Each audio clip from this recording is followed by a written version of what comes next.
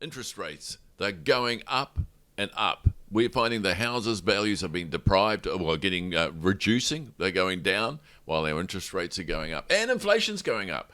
Well, I've got Elias here. He knows all the answers, so I'm just here waiting for you to give us how we're going to fix this. Great question. How are we going to fix this? As you rightly point out, interest rates are going up, inflation's going up, our values of our properties seem to be coming down.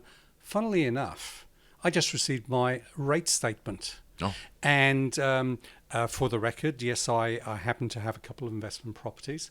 And I noticed that until recently, the property that I live in was valued at a lower value than the other properties.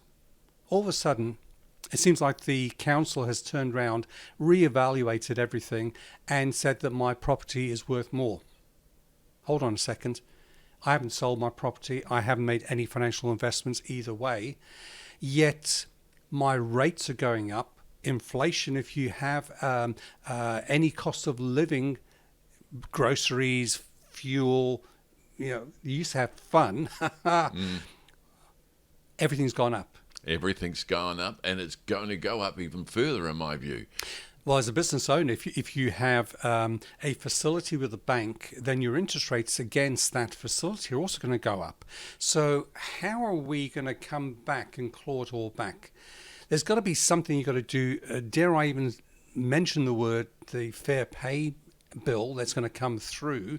Maybe sometime in the future is going to even further pressure on business owners to pay their staff a fair wage bill, whatever it's called. Surely somebody's going to have to give at the end of the day. Yeah, because we've seen the minimum wage go up about 20% in 6 years. And that's up the pricing of things already. Now, what we're going to see if fair pay comes in, which, look, the objective, the government are not hiding. Our sole objective here, they're saying, is to up wages. And look, New Zealand does need a lift in wages.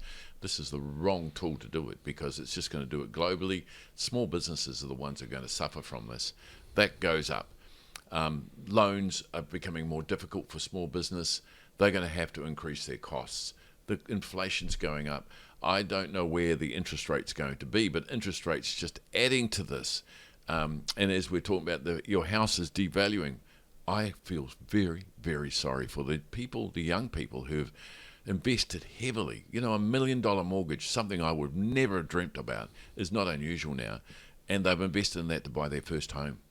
Wow. Imagine them now with their interest rate, which is doubled. It's gone from 2 to 4.5 or 5%. And the rest, at least 6 or 7% just on a floating rate at the moment. So you're right, Max, because we're creating a monster, and inflation has really added salt to the wound, I guess. Well, totally, because I'm an old chap, so I was around in the early days, and I purchased a place, and we got a loan. I think it was around about 8 or 9%, which was high in those days. And within 3 to 4 months, it went up to 13%. And I'm going, how am I going to survive? Now, you mentioned those numbers to a young person now, they just missed over and go, that's not even reality. I just can't believe that. But I wonder where it's going to end. And I'm not an expert, I'm not an economist. So are we in for more? And all I know is inflation is likely to go up. Now, the economists are telling us, oh no, we're peaking soon. We're peaking. Look, I don't think so, particularly with the fair pay bill, because that's going to increase costs right across our nation, and going to increase costs dramatically. As a business owner, you've got to either absorb the costs or you've got to pass them on to your clients, because you cannot sustain a profitable business if your costs keep on going up and up and up and your revenues stagnate. Yeah, you've got to do. What's the option? How do you reward your staff and make sure that as their pay increases, their contribution to the company also increases? It's very hard for businesses right now, because any business wants to be unique in its own way, and they want to attract the staff, and they want to actually give them a better increase. But if the increases that they're getting, because already I think Xero said that they've seen employers paying up to 6% higher in wages than they were before. So you do that, but you're only amongst everyone else. So you're not offering those employees anything better. So it's just difficult for small employers right now, but they're going to have to find that money to actually make it more achievable. And of course, fair pay is going to be across the board. So everybody in that industry is going to have the same lift. And then you're still on a plateau with these other guys. You want to be a little bit higher. It's going to be hard.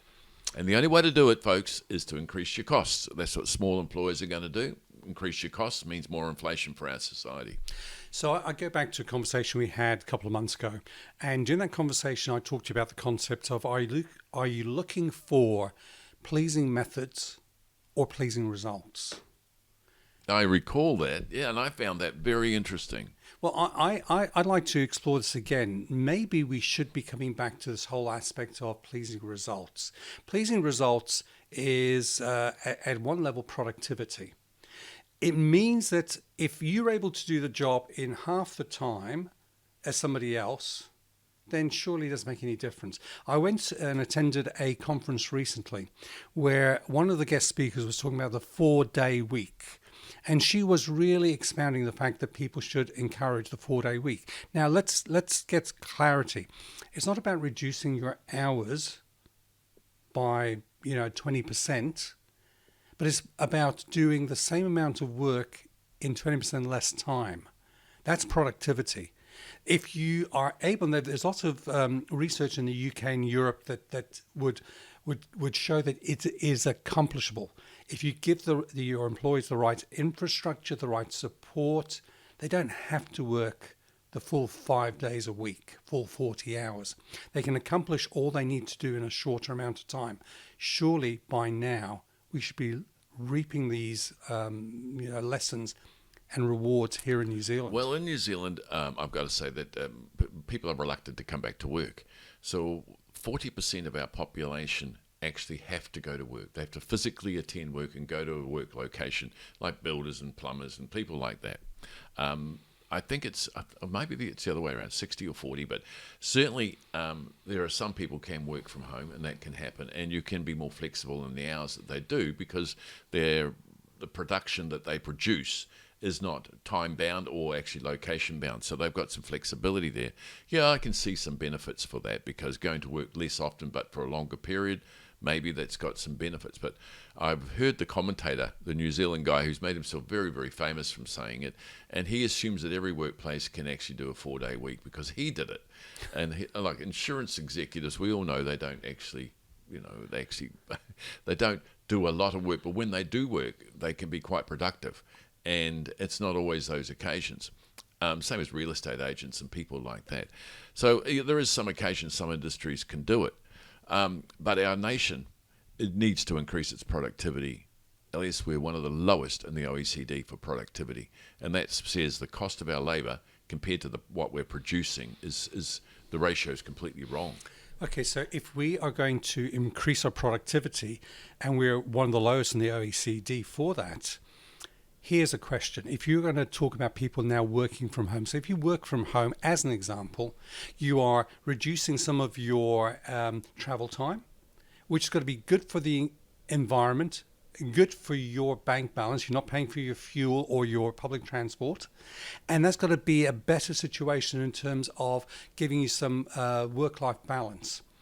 But do we have the infrastructure in place as business owners to say, hey, we can supply you with the right quality internet access that will allow you to work literally from anywhere around the world? And in fact, the answer to that is yes. I mean, what employers are finding that already is that the cost of actually having people working from home is not huge. There's a massive trust factor got to go in here. Will they be productive while at home? Are they going to produce? But, it's interesting you talk about around the globe. I'm hearing of employers now saying, hey, if you work for us, we'll pay you this, which is our normal wage, or maybe a bit more, whatever it might be, and you can, wait for this, live anywhere in the world you like, provided it's got a good internet connection. Wow. Isn't that amazing? What an opportunity. I just spent some time in Fiji, and I'd love to go back there and live. It would be phenomenal. But anyway, getting back to reality, the thing in New Zealand is, and you've just touched on it, the reason why New Zealand's got bad productivity, I can only bring down to one thing. We work hard. We work long hours. New Zealanders are known for it. But one thing we don't do very well is technology. So if we were allowed, for example, to use drones more for delivering goods and getting things to your address very quickly and smartly, if we were able to have more robotics and get them into place, that takes capital. We don't have a lot of capital for small business in New Zealand, but we need that desperately.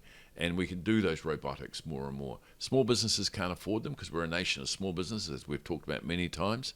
But actually, maybe it's time they congregated together and bought a robotic piece of machinery they could share and have certain days of actually using it. There's all sorts of things that should be explored. And the fact that we're fragmented small businesses makes it difficult. And that's just going to take some good organisations.